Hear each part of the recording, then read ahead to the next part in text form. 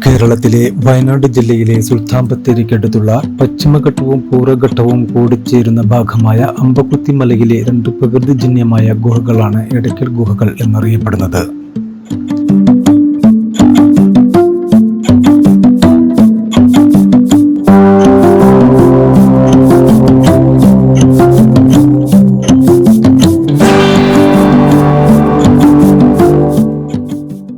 രണ്ട് മണിക്കൂർ കിട്ടും. 1 കിലോമീറ്റർ നടക്കാനുണ്ട്. 1 കിലോമീറ്റർ നടന്ന് ചെന്നിട്ട് വേണം ടിക്കറ്റ് എടുക്കാം. ടിക്കറ്റ് എടുത്ത് കഴിഞ്ഞ് അതിൻ്റെ ഉള്ളിൽ കയറിയിട്ട് അതിനുള്ള പുരാവസ്തു വരകളെല്ലാം അവിടെ നിൽക്കുന്ന ജോലിക്കാർ പറഞ്ഞു തരും. അപ്പോൾ നമുക്ക് മനസ്സിലാക്കാൻ പറ്റും. അത് മനസ്സിൽ ഇങ്ങോട്ട് കൊണ്ടുവരിക. പ്രകൃതിയിലുണ്ടായ 2 ഗുഹ. അത് പണ്ട് കാലത്ത് വസ്ത്രങ്ങൾ ധരിക്കാത്ത ജനങ്ങൾ അതിനകത്ത് ഉണ്ടായിരുന്നുള്ള തെളിവാണ് അതിനകത്തുള്ള ചിത്രപ്പണികൾ. അത് പറഞ്ഞു തരാൻ അവിടെ ജോലിക്കാരുമുണ്ട്. അത് കണ്ട് ഇവിടെ വരെ വന്നിട്ട് അത് കാണാതെ പോകണമെന്ന് നഷ്ടമാണ്. അതുകൊണ്ട് ഇവിടെ വരെ വന്ന സ്ഥിതിക്ക് 1 കിലോമീറ്റർ നടന്നിട്ടായാലും അവിടെ പോയി ആ ഗുഹ രണ്ടും കണ്ട് അവിടെ നിൽക്കുന്ന ഉദ്യോഗസ്ഥർ പറയുന്ന വാക്കുകൾ കേട്ട് തിരിച്ചു വരുന്നതാണ് ഏറ്റവും നല്ലത്.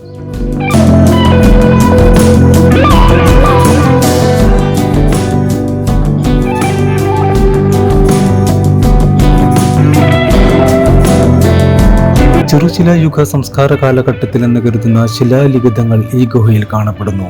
കേരളത്തിൽ ലഭിച്ചിട്ടുള്ള ഏറ്റവും പഴക്കം ചെന്ന ലിഖിതങ്ങൾ ഇവയാണ്. സമുദ്രനിരപ്പിൽ നിന്നും ഏതാണ്ട് 4000 അടി ഉയരത്തിലുള്ള അമ്പുകുത്തി മലയുടെ മുകളിൽ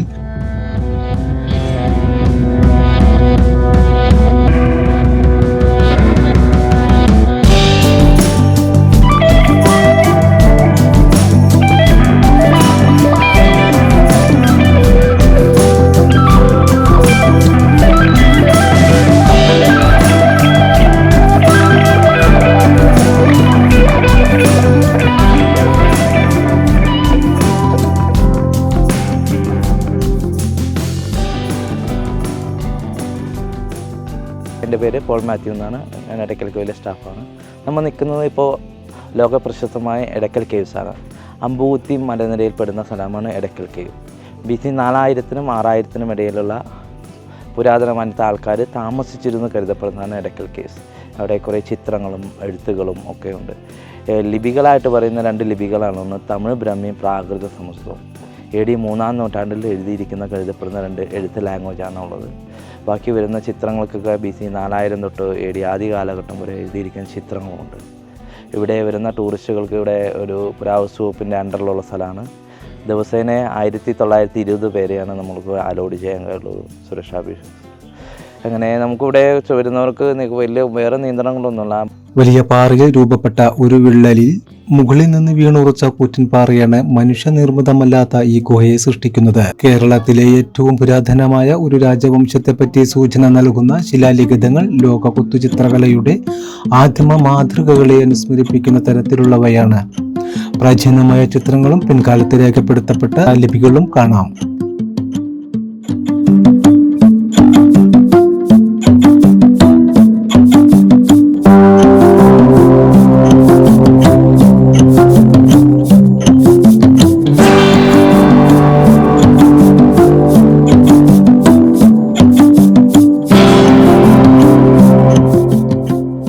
പ്ലാസ്റ്റിക് നിരോധന മേഖലയായിട്ട് പ്രഖ്യാപിച്ചിരിക്കുന്നതാണ്.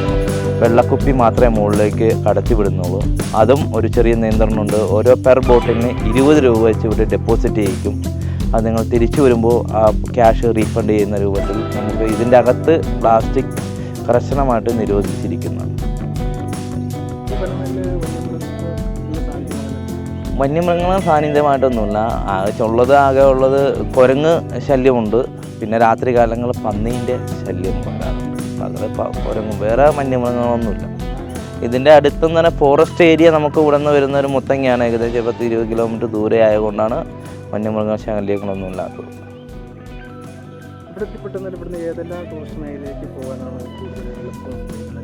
നമ്മുടെ ഇവിടെ നിന്ന് ഏറ്റവും അടുത്ത് വരുന്ന സ്ഥലം എന്നൊന്നിന് അമ്പലവയൽ ഹെറിറ്റേജ് മ്യൂസിയമാണ്.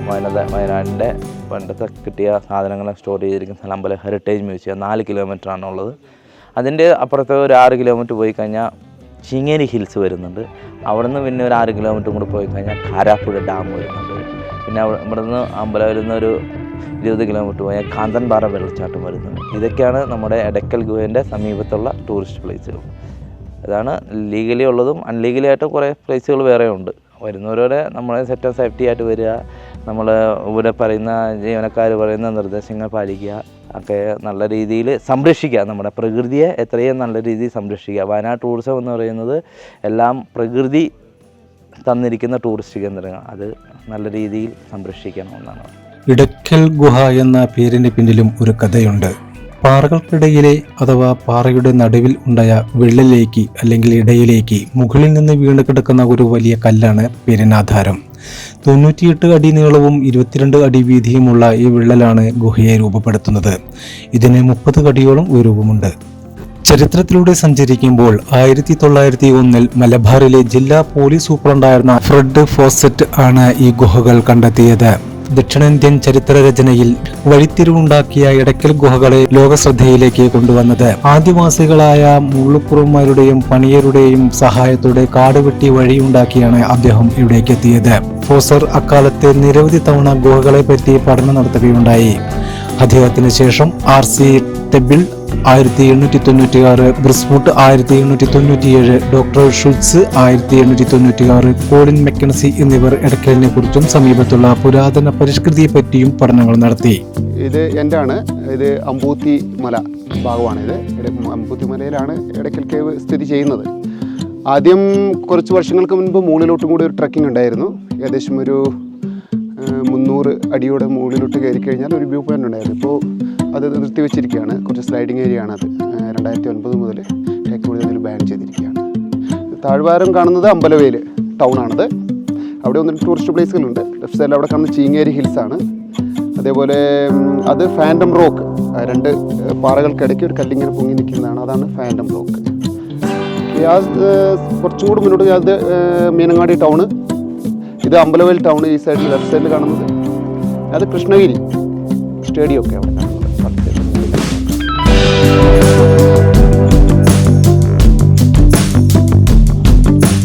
സ്ഥിതി ചെയ്യുന്നത് ഏകദേശം ഒരു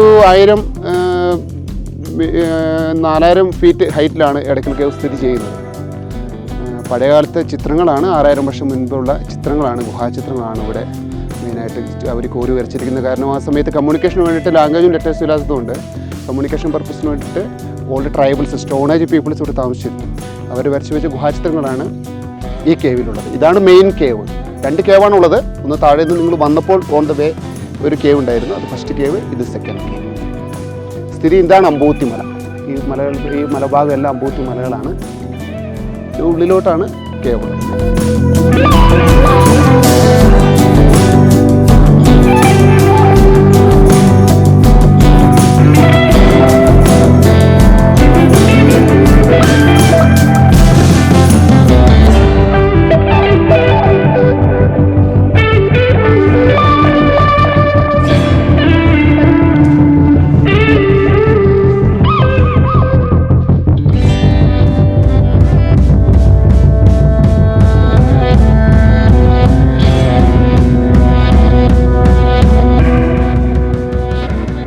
മെയിൻ കേവ്.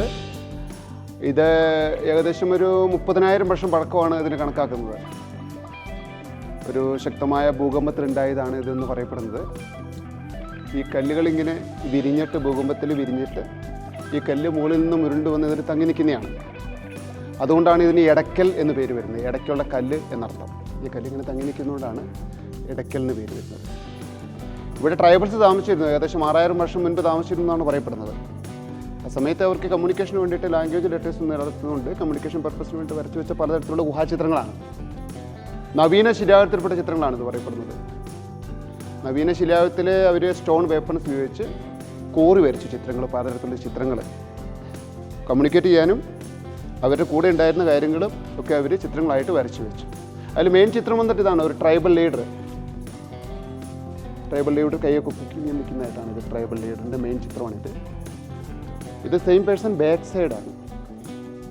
ഇത് ഫ്രണ്ട് വ്യൂവും ഇത് ബാക്ക് വ്യൂ. ആ മുകളിൽ കാണുന്നത്, ആ റൗണ്ട് കാണുന്നത് ഒരു മുഖമാണ്, മുഖം, ഫേസ്. ആ ഫേസിൻ്റെ റൈറ്റ് സൈഡിലായിട്ട് ഒരു എലിഫൻറ്റിൻ്റെ ചിത്രമുണ്ട്, ഒരു ആന.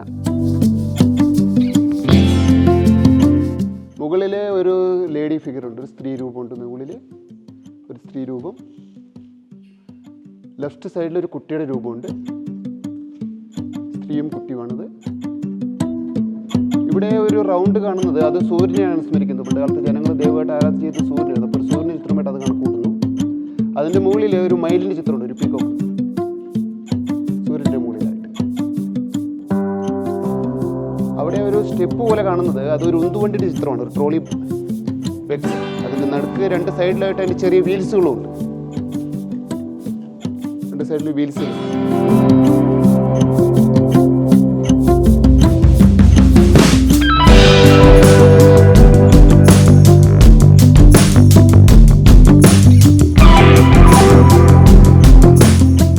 ഇതിന് 6000 വർഷം ചിത്രങ്ങൾക്കൊക്കെ പഴക്കം പറയപ്പെടുന്നുണ്ട്. 6000 വർഷം. ഇനി അങ്ങനെ ഇങ്ങോട്ട് വരുവാണെങ്കിൽ ഇതൊരു കപ്പിൾ ഹണ്ടിങ് പൊസിഷനിൽ നിൽക്കുന്നതാണ്, കപ്പിൾ ഡാൻസ് എന്ന് പറയുന്നത്. കപ്പിൾ ഒരു മെയിലും ഒരു സ്ത്രീയും, ഈ ലെഫ്റ്റ് സൈഡിൽ സ്ത്രീയും റൈറ്റ് സൈഡിൽ മെയിലുമാണ് പുരുഷൻ. സ്ത്രീയും പുരുഷനും അമ്പും വില്ലും പിടിച്ച് നിൽക്കുന്നതായിട്ടാണ്, റൈറ്റ് സൈഡിൽ അമ്പും വില്ലും പിടിച്ച് നിൽക്കുന്നതായിട്ടാണ് കപ്പിൾ ഡാൻസ് എന്ന് പറയുന്നത്. ഇവിടെ ഒരു സ്ത്രീ രൂപമുണ്ട്. ആ താഴെ ആ ലൈനിങ് പോലെ കാണുന്നത് അതൊരു ഉന്തുവണ്ടിയാണ്, ഒരു ട്രോളി വെഹിക്കിൾ. ഒരു ട്രോളി വെഹിക്കിളിൽ സ്ത്രീ രൂപം നിൽക്കുന്നതായിട്ടാണ്, സ്ത്രീ നിൽക്കുന്നതായിട്ടാണ്. എന്നാൽ റൈറ്റ് സൈഡിലായിട്ട് ഒരു സ്റ്റാറുണ്ട്, സ്റ്റാർ.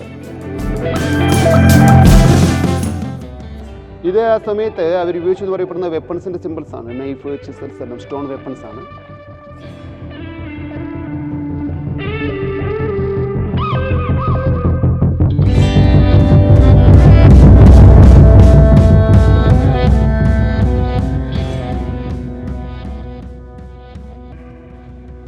ഇവിടെ ഒരു സ്ത്രീ രൂപമുണ്ട്, സിജോമെട്രിക് സ്ത്രീ lady figure.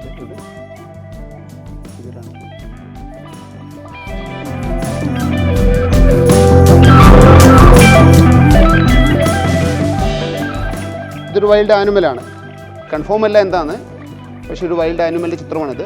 Head, body, tail, leg എല്ലാം ഉണ്ട്. വൈൽഡ് ആനിമലിൻ്റെ ചിത്രമാണിത്. മാനിൻ്റെ കടുവയാന്നൊക്കെ പറയപ്പെടുന്നു, കാരണം പണ്ട് കാലത്ത് ഇവിടെ ഇഷ്ടംപോലെ കടുവകളുണ്ട്, അതായിരിക്കാമെന്ന് പറയപ്പെടുന്നു, പക്ഷെ കൺഫേം ഇല്ല. ഇതൊരു പാം ട്രീ ആണ്, പാം ട്രീ.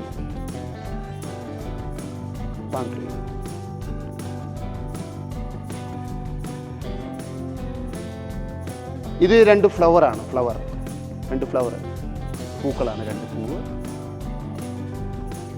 മുകളിൽ ഒരു മാൻകുട്ടി ഇങ്ങനെ ജമ്പ് ചെയ്യുന്നതായിട്ട്, ഒരു ജമ്പിങ് പൊസിഷനിൽ ഒരു മാൻ ജമ്പ് ചെയ്യുന്നതായിട്ട്. ഇതുവരെയ്ക്കും ചിത്രങ്ങളായിരുന്നു. ഇത് സ്ക്രിപ്റ്റാണ്, ഇത് ബ്രാഹ്മി തമിഴിലുള്ള സ്ക്രിപ്റ്റാണ്. 2 സ്ക്രിപ്റ്റാണുള്ളത്, ഒന്ന് ബ്രാഹ്മി തമിഴും 2 പ്രാചീന സംസ്കൃതത്തിൽപ്പെട്ട സ്ക്രിപ്റ്റാണ്. ഈ ബ്രാഹ്മി തമിഴിലും പ്രാചീന സംസ്കൃതത്തിലുള്ളത് പഠിച്ച് ട്രാൻസ്ലേറ്റ് ചെയ്തിട്ടുള്ളതാണ്. ഇതിൽ എഴുതിയിരിക്കുന്നത് പല പുലി താത്ത കാരി വേടുങ്കോ മലൈ കച്ചവനു ചത്തീൻ, അങ്ങനെ പറഞ്ഞാൽ പല പുലിയെ കൊന്ന ധൈര്യശാലയ ഒരു നേതാവ് ഗുഹയിൽ താമസിച്ചിരിക്കുന്നു എന്നാണ് അർത്ഥം. പ്രാചീന സംസ്കൃതത്തിൽ എഴുതിയിരിക്കുന്നത് ശ്രീ വിഷ്ണു വർമ്മന കുടുംബീയ കുലവൃതനസ്തി ലിഖിതം എന്ന്, അതായത് ശ്രീ വിഷ്ണുവർമ്മൻ്റെ കുടുംബത്തിൻ്റെയും കുലത്തിൻ്റെയും ശ്രേയസ്സിന് വേണ്ടി എഴുതപ്പെട്ടിരിക്കുന്നതാണ് അർത്ഥം. അങ്ങനെയുള്ള 2 സ്ക്രിപ്റ്റാണ് ഇവിടെയുള്ളത്. ഇത് നമ്മുടെ ഒരു തെയ്യം കരകാട്ടം എന്നൊക്കെ പറയുന്ന ഒരു ട്രഡീഷണൽ സദൻ സൈഡിൻ്റെ ഡാൻസിൻ്റെ ഒരു സിമ്പിളാണിത്. താഴെ ആളും മേലെ ഫ്ലവറും വെച്ചിട്ട് തെയ്യം കരകാട്ടം, നമ്മുടെ കേരളത്തിൽ തെയ്യം എന്ന് പറയുന്നു, അതിനൊരു സിമ്പിളാണിത്. ഇതും ഇവിടുത്തെ ഒരു ഇമ്പോർട്ടൻ്റ് പിക്ചറാണ്. ഇതൊരു മാൻ വിത്ത് എ ജാർ എന്ന് പറയും, പോർട്ട്. ഒരു ജാറിൽ ഒരാളിരിക്കുന്നു, ഫ്രണ്ടിൽ ഒരു ജാറ് വെച്ചിട്ടിരിക്കുന്നു. ഇതും ഒരു സ്ത്രീ രൂപമാണ്, ലേഡി ഫിഗർ.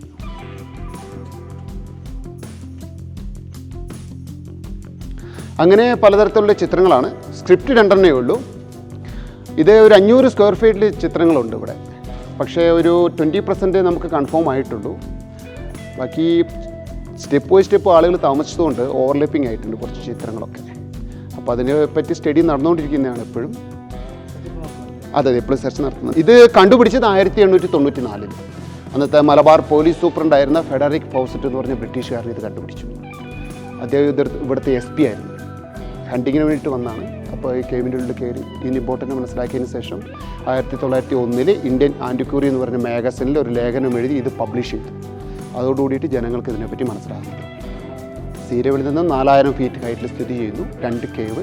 ഒന്ന് താഴെ നിന്ന് വന്നപ്പോൾ കണ്ട കേവ്, ഇത് സെക്കൻഡ് കേവ്.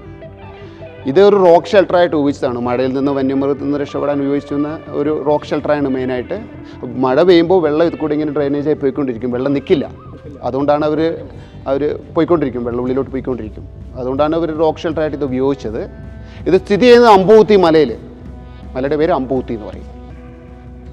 അവിടെ ഒരു വ്യൂ പോയിൻ്റ് ഉണ്ട്, ജസ്റ്റ് റോക്ക് കട്ടിംഗ് ആണ്. അതും ആ സമയത്ത് തന്നെ ഭൂകമ്പത്തിലുണ്ടായ ഒരു റോക്ക് കട്ടിംഗ് ആണ് അവിടെ.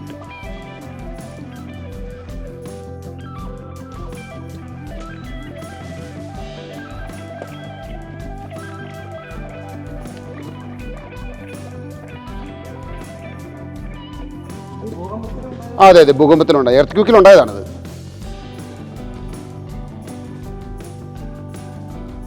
ഇതാ 1ാം ഗുഹേൻ്റെ അവിടെ പോയി ടച്ച് ആവും.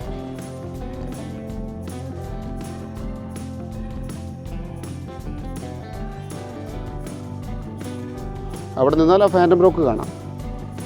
ഫാൻറ്റം ബ്രോക്ക് അതിൻ്റെ ഉള്ളിൽ കൂടെ അങ്ങനെ കാണാം നേരെ.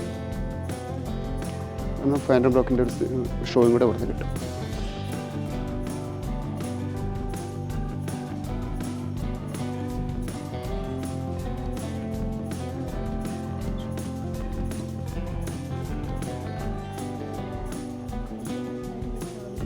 താമസിച്ചിരുന്നു അവർ റോക്ക് ഷെൽട്ടറായിട്ട് അവരുടെ താമസ സ്ഥലമാണ്.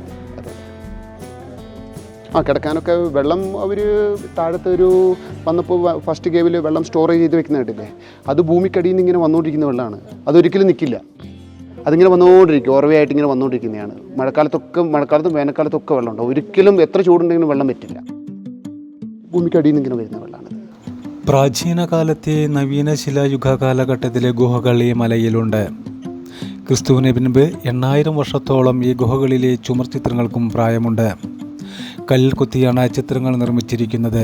അമ്പുകുത്തി മലയിലെ ഏകദേശം 1000 മീറ്റർ ഉയരത്തിലാണ് ഈ ഗുഹകൾ സ്ഥിതി ചെയ്യുന്നത്. ഗുഹകൾ സന്ദർശിക്കുവാനായി ഇടയ്ക്കൽ ഇറങ്ങി ഏകദേശം 1 കിലോമീറ്റർ കാൽനടയായി മല കയറണം. കൽപ്പറ്റയിൽ നിന്നും 25 കിലോമീറ്ററാണ് ഇവിടേക്കുള്ള ദൂരം. മലയിലെ പാറ പൊട്ടിക്കൽ ഇടയ്ക്കലിന്റെ പരിസ്ഥിതിക്കും പുരാതന ചരിത്രാവശിഷ്ടങ്ങൾക്കും ഒരു ഭീഷണിയാണ്. ലൈസൻസ് ഉള്ള 3 ക്വാറികളെ ഇടയ്ക്കലിൽ ഉള്ളൂ എങ്കിലും അനധികൃതമായി 50ഓളം ക്വാറികൾ പ്രവർത്തിക്കുന്നു എന്നാണ് പറയപ്പെടുന്നത്. സർക്കാരിന്റെയും ഉദ്യോഗസ്ഥരുടെയും മൗനസമ്മതമാണ് ഇത്തരം ക്വാറികൾ പ്രവർത്തിക്കുന്നതും വയലുകളും കായലുകളും നികത്തി ആകാശച്ചുംബികൾ തല ഉയർത്തി നിൽക്കുന്നതും. മണ്ണും വിണ്ണും കടലും കായലും കാടും കാട്ടാറും വിറ്റു കാശാക്കാനുള്ള ആർത്തിമൂത്ത മനുഷ്യന്റെ വെമ്പൽ നമ്മുടെ കാലാവസ്ഥയെ തന്നെ തകിടം മറിച്ചിരിക്കുന്നു എന്ന് Inter governmental panel on climate change IPCC തയ്യാറാക്കിയ 6ാമത് റിപ്പോർട്ടിൽ കൃത്യമായി പറഞ്ഞിരിക്കുന്നു.